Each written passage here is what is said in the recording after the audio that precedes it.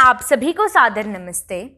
श्रोतागण, मृत प्राय आर्य जाति की रगों में नए रक्त का संचार करने वाले, अपनी सिंह गर्जना से देश और धर्म के दुश्मनों को कपा देने वाले स्वामी दयानंद के अद्वितीय शिष्य स्वामी श्रद्धानंद का जीवन और बलिदान दोनों ही अप्रतिम हैं, जिन्होंने मोहनदास करमचंद गांधी को पहली बार महात्मा का संबोधन दिया। विश्व के इतिहास में पहली बार किसी आर्य सन्यासी ने वेद मंत्र से प्रारंभ करके जामा मस्जिद के मिंबर से व्याख्यान दिया।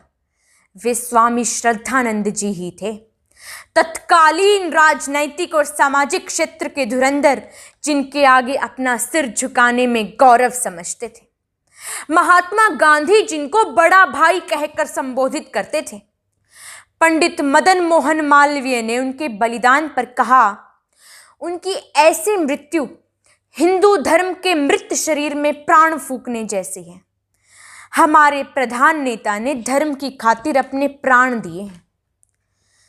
श्रोतागण, गणेश शंकर विद्यार्थी ने स्वामी जी के बलिदान पर कहा, धर्म, देश और हिंदू जाति के लिए उन्होंने जो किया, आगामी संतति उसके आगे श्रद्धा से सिर झुकाएगी।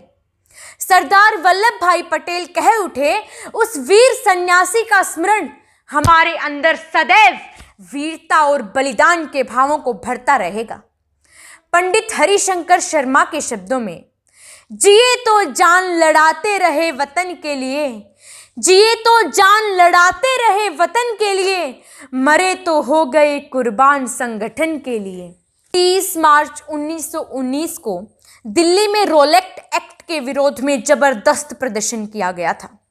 उस समय स्वामी श्रद्धानंद दिल्ली के हिंदू मुसलमानों के एक छत्र नेता थे। स्वामी जी के नेतृत्व में जब हजारों प्रदर्शनकारियों की भीड़ चांदनी चौक के पास पहुंची तो पुलिस ने रास्ता रोक लिया। गोरखे सैनिकों ने अपनी पोजीशन ले ली। ऐसी स्थिति में यदि स्वामी श्रद्धानंद उस भीड़ के नेता न होते तो संभवतः जलियांवाला कांड 14 दिन पहले दिल्ली में ही हो गया होता। जब गोरखे नरसंहार करने पर उतारू हो गए तो श्रद्धानंद अपना सीना खोलकर आगे बढ़े। शांत निस्तब्ध वातावरण में उनकी धीर गंभीर ध्वनि गूंजी, निहत्थी जनता पर गोली चलाने से क्या लाभ? मेरी छाती खुली है, हिम्मत है तो गोली चलाओ। कुछ क्षण तक सन्यासी की छाती और गोरखों की संगीनों का सामना होता रहा। भीड़ सांस रोके खड़ी थी। अचानक एक गोरे अधिकारी ने स्थिति की नाजुकता को समझा और गोरखों को पीछे हटने का आदेश दिया। एक भयंकर नरसंहार होते होते रह गया, पर देशभक्तों के हृदयों में सन्यासी की निर्भीकता और वीरता की धाक जम गई। साथियों, फरवरी सन 1856 में जालंधर के तलवन ग्राम में एक समृद्ध क्षेत्रीय परिवार में जन्म लेने वाले पुलिस के बड़े अधिकारी नानकचंद का पुत्र पतन की सारी सुविधाओं और परिस्थितियों को अनायास ही प्राप्त करता है। उसे कोई रोकने वाला नहीं है, लेकिन यह भी वह बिना विचार के नहीं करता। वह उस युग के अन्य पढ़े लिखे नौजवानों की तरह पाश्चात्य विचारों के आगे परंपराओं को हे समझने लगता है। श्रोतागण, संवत 1936 में बांसबरेली में स्वामी दयानंद पधारे। पिता के आग्रह पर श्रद्धानंद व्याख्यान में चले तो गए, पर मन में वही भाव रहा कि केवल संस्कृत जानने वाला साधु बुद्धि की क्या बात करेगा। स्वामी दयानंद के भव्य व्यक्तित्व को देखकर श्रद्धा उत्पन्न हुई। उनके व्याख्यान में पादरी टीजे स्कॉट व 2-3 अन्य गोरों को बैठे देखा तो श्रद्धा और बढ़ी। केवल 10 मिनट का व्याख्यान सुना था कि दयानंद के हो गए। उसके बाद तो जब तक सन्यासी वहां रहे, व्याख्यान में पहुंचने वाले और दयानंद को प्रणाम करने वाले पहले व्यक्ति मुंशीराम ही होते थे।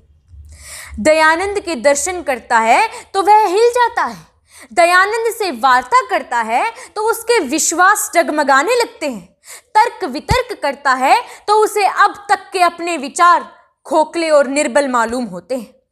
ईश्वर पर विश्वास न करने वाला युवक इतना बदल जाता है कि उसका शेष जीवन केवल श्रद्धा को मूर्तिमंत करने में व्यतीत होता है। एक समय वह जिन पाश्चात्य विचारकों के विचारों में निमग्न है, तो एक समय ऐसा आता है कि जब वह मिशनरी स्कूल में पढ़ने वाली कन्या के मुख से ईसा ईसा बोल तेरा क्या लगेगा मोल सुनता है, तो पंजाब की प्रथम कन्या पाठशाला स्थापित करने का संकल्प ले लेता है।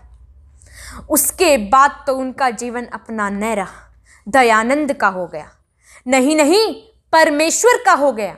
दयानंद तो खुद ही अपने न थे, वे तो परमेश्वर की आज्ञा में ही अपना जीवन व्यतीत कर। श्रद्धानंद ने भी वही राह पकड़ ली।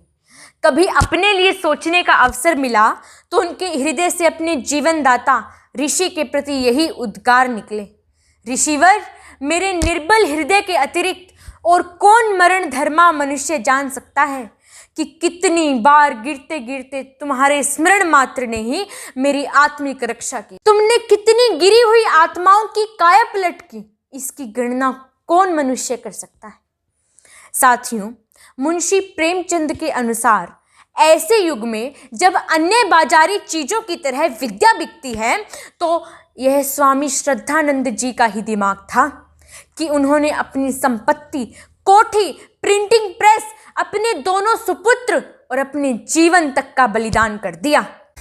उन्होंने वैदिक धर्म का प्रचार केवल भाषणों और लेखों के माध्यम से ही नहीं किया, बल्कि उसको व्यवहारिक रूप दिया। उन्होंने स्वतंत्रता आंदोलन का उच्च स्तर तक नेतृत्व किया। जलियांवाला कांड के बाद जब अमृतसर कांग्रेस अधिवेशन पर खतरे के बादल मंडरा रहे थे, तो स्वामी जी ने आगे बढ़कर स्वागता अध्यक्ष के रूप में उसका सफल आयोजन कर दिखाया। बहुत कम लोग जानते हैं कि कांग्रेस के कार्यक्रम में दलितोद्धार को प्रमुख स्थान दिलाने का प्रयास भी श्रद्धानंद ने ही किया था। यह वह समय था जब नेता लोग दलितों को एक जड़ संपत्ति समझते थे। मौलाना मोहम्मद अली ने तो दलितों को हिंदू और मुसलमानों में आधे आधे बांट लेने का सुझाव कांग्रेस के मंच से दे डाला था। स्वामी श्रद्धानंद दलितों को हिंदू जाति का अंग समझते थे। जब उन्हें लगा कि कांग्रेस दलितों के मामलों में और मुस्लिमों के मामलों में किसी और ही राह पर चल रही है, तो उन्होंने कांग्रेस को छोड़ दिया। रहतियों और मलकानों की शुद्धि करके उन्होंने निराश और हताश हिंदू जाति में नए प्राणों का संचार कर दिया। भाइयों बहनों, महर्षि दयानंद ने लिखा है कि पशु में और मनुष्य में क्या अंतर होता है। जितने मनुष्य से भिन्न जातिस्थ प्राणी हैं, उनमें दो प्रकार का स्वभाव है, बलवान से डरना, निर्बल को डराना, और जो बुरे कामों के करने में भय और सत्य कामों को करने में किंचित भय शंका नहीं करते, वे ही मनुष्य धन्यवाद के पात्र कहते हैं। साथियों, ऋषि दयानंद के वचनों के अनुसार श्रद्धानंद ने अपना जीवन एक सच्चे मनुष्य की भांति जी। उनकी शारीरिक भव्यता और मानसिक दृढ़ता उन्हें विश्व के महापुरुषों में बहुत ऊंचे स्थान पर प्रतिष्ठित कर देती है। शारीरिक भव्यता के बारे में रेमजे मैकडॉनल्ड के विचार उल्लेखनीय हैं। यदि इस युग का कोई कलाकार ईसा मसीह का चित्र बनाने के लिए अपने सामने कोई मॉडल रखना चाहे, तो मैं उसे महात्मा मुंशीराम स्वामी श्रद्धानंद के भव्य व्यक्तित्व की ओर संकेत करूंगा। निर्भीकता और दृढ़ता उनके व्यक्तित्व की सहचरी थी। साथियों, 23 दिसंबर 1926 को रोगशैया पर विश्राम करते हुए दिल्ली में अब्दुल रशीद नामक एक धर्मांध युवक ने स्वामी जी की कायरतापूर्ण तरीके से हत्या कर दी। सारा देश स्तब्ध रह गया। भाइयों बहनों, यदि किसी को श्रद्धा की व्याख्या समझनी हो, तो वह श्रद्धानंद के जीवन का अध्ययन करे।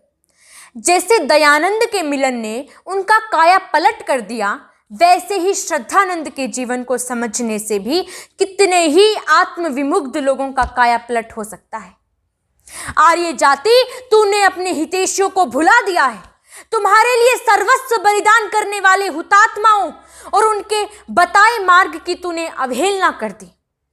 इसीलिए तेरी यह दुर्दशा हो रही है कि तू अपने स्वतंत्र देश में भी अपने इतिहास, अपनी संस्कृति की रक्षा नहीं कर पा रही। यदि अब भी तू न जागी तो इतिहास में तेरा नाम लेने वाला भी न रहेगा। वक्त की फिक्र कर नादा, वक्त की फिक्र कर नादा, मुसीबत आने वाली है। तेरी बर्बादियों के मशवरे हैं आसमानों में, तेरी बर्बादियों के मशवरे हैं आसमानों में। न समझोगे तो मिट जाओगे ऐ हिंदुस्तान वालों, न समझोगे तो मिट जाओगे ऐ हिंदुस्तान वालों। तुम्हारी दास्तां तक भी न होगी दास्तानों में, तुम्हारी दास्तां तक भी न होगी दास्तानों में। जय हिंद, जय भारत। आपका बहुत बहुत धन्यवाद।